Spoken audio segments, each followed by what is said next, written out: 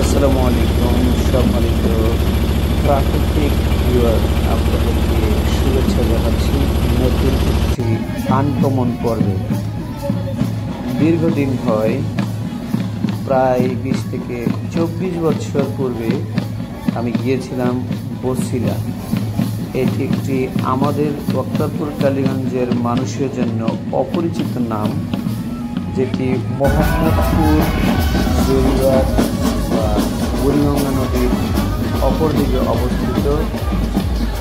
বছিলা একটি গ্রাম বা অঞ্চল, যেখানে একটি মাজার রয়েছে।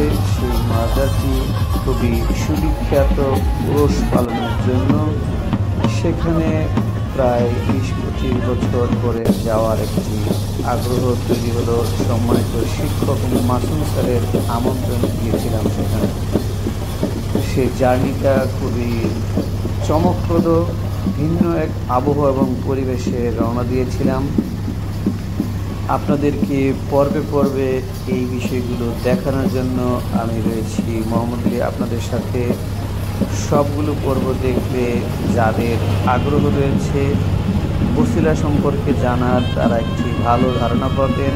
এছাড়াও যারা এই বিষয়ে জানার আগ্রহ নেই, তারা বেশ কিছু চমকপ্রদ দৃশ্য দেখতে পাবেন, যেগুলো মনে দাগ কাটার মতো।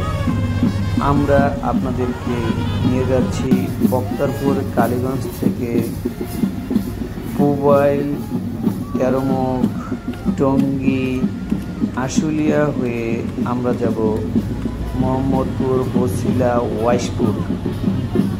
এগুলো প্রায় কাছাকাছি এরিয়া।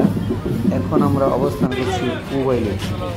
পুবাইল থেকে সরাসরি আমরা এখন এই মুহূর্তে রয়েছি বছিলা ওয়াইশপুর উরুস মাহফিলে পার্শ্ববর্তী স্থানে অবস্থিত একটি পুরুষ কেন্দ্রিক মেলা।